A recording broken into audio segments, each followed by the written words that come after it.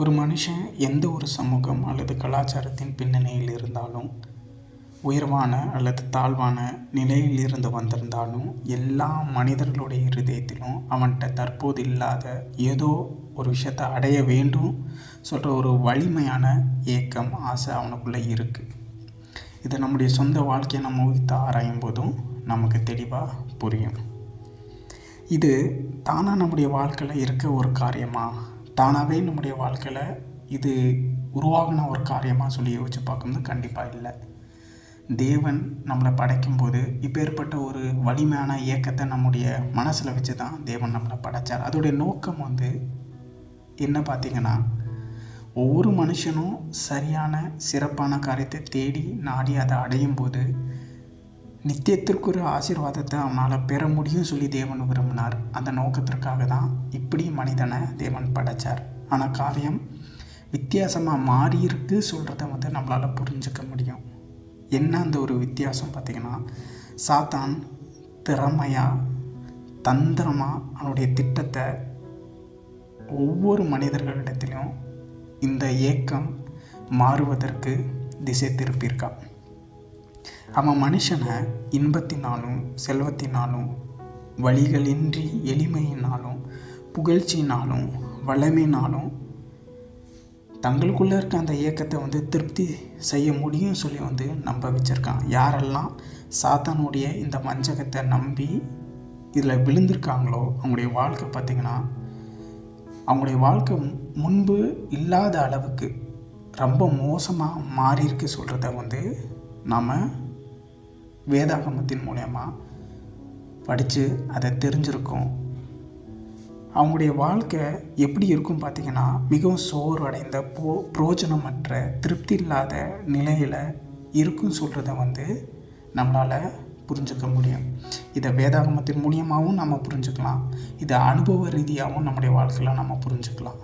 ஒருவேளை இந்த வஞ்சகத்தில் நாம் நாம் விழுந்திருந்தால் பேர்பட்ட அனுபவங்கள் நம்முடைய வாழ்க்கையில் கடந்து போயிருக்குன்னு சொல்கிறத யாராலையும் மறக்க முடியாது.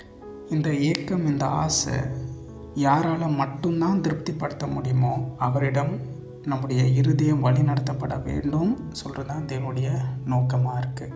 அப்போ யாரால் இந்த ஆசையை நமக்குள் தேவன் வைத்திருக்க இந்த இயக்கத்தை திருப்திப்படுத்த முடியும்? கொலோசியர் 2:10-11 தேவத்துவத்தின் பரிபூர்ணமெல்லாம் சரீர பிரகாரமாக அவருக்குள் வாசமாயிருக்கிறது. மேலும் சகல துரைத்தனங்களுக்கும் அதிகாரத்துக்கும் தலைவராயிருக்கிற அவருக்குள் நீங்கள் பரிபூர்ணம் உள்ளவர்களாய் இருக்கிறீர்கள். தேவ குடும்பத்தின் பரிபூர்ணமெல்லாம், தேவன் எப்படிப்பட்டவர், பரலோகம் எப்படிப்பட்டது சொல்கிற ஒவ்வொரு காரியமும் பார்த்திங்கன்னா யார் மூலயமா இந்த பூமிக்கு வெளிப்படுத்தப்பட்டிருக்கு பார்த்திங்கன்னா, இயேசு கிறிஸ்துவானவர் மூலயமா வெளிப்படுத்தப்பட்டிருக்கு. அவரை தேடி நம்ம நாடி போகும்போது பார்த்திங்கன்னா அவர் மூலியமாய் நம்முடைய இயக்கங்கள், நம்முடைய ஆசைகள் எல்லாம் பரிபூர்ணமாக்கப்படும் சொல்கிறத இந்த வசனத்தின் மூலயமா நாம் புரிஞ்சுக்கிறோம். ஜீவ மார்க்கத்தின் தொடரின் நோக்கம் இயேசு கிறிஸ்து ஒருவரால் மட்டுமே எல்லா இயக்கங்களையும் திருப்திப்படுத்த முடியும் என்பதை வேதாகமத்தின் மூலியமாகவும் தேவனோடு கிறிஸ்துவோடு எனக்கு இருக்கிற உறவின் அனுபவத்தின் மூலியமாகவும் நான் உங்களோடு பகிர்ந்து கொள்ள போகிறேன். ஜீவனுக்கான வழி தொடரின் பொருள் அடக்கம் பார்த்திங்கன்னா 4 பகுதியாக இருக்கும். மொதல் பகுதி ஜீவனுக்கான வழியை கண்டடைதல், 2ஆம் பகுதி ஜீவனுக்கான வழியை அனுபவித்தல், 3வது பகுதி ஜீவனுக்கான வழியை பின்பற்றுதல், 4வது பகுதி ஜீவனுக்கான வழியை பகிர்ந்து கொள்ளுதல். ஜீவனுக்கான வழியை கண்டடைதல் சொல்கிற இந்த முதல் பகுதி கீழே நன்மைக்கும் தீமைக்கும் இடையில் நடக்கிற யுத்தத்தை பற்றி நம்ம வேதாகமத்திலேருந்து படிப்போம். பாவமும் அவமானமும் எங்கிலிருந்து வந்தது சொல்கிறத பற்றி படிப்போம். பாவமும் அவமானத்திலிருந்து தேவன் தம்முடைய ஜனத்தை எப்படி விடுவித்து தேவனுடைய குடும்பத்தில் சேர்ப்பதற்கு அவருடைய திட்டம் என்ன சொல்கிறத பற்றி படிப்போம். ஜீவனுக்கான வழியை அனுபவித்தல் சொல்கிற இந்த 2ஆம் பகுதியில் எப்படி தேவனோடு நாம் இணைந்திருக்க முடியும், இணைய முடியும், எப்படி பாவமும் அவமானத்திலிருந்து விடுதலை ஆக முடியும்? எப்படி அனுதினமும் தேவனோடு நடப்பதற்கு பலத்தை பெற்றுக்கொள்ள முடியும்?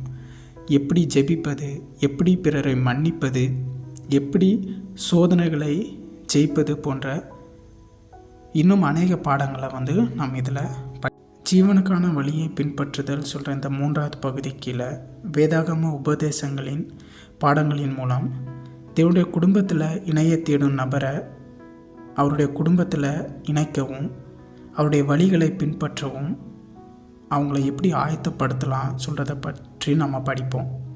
இது கீழே வேறு என்னென்ன காரியங்களை பற்றி நம்ம படிப்போம் பார்த்திங்கன்னா, நீங்கள் மரிக்கும்போது என்ன நடக்கும், எந்த நாளில் தேவனை தொழுது கொள்ள வேண்டும், ஞானஸ்தானம், நியாய தீர்ப்பு, பரலோகம் போன்ற பல்வேறு தலைப்பின் கீழே வேதாகம உபதேச பாடங்களாக நாம் இதில் படிப்போம்.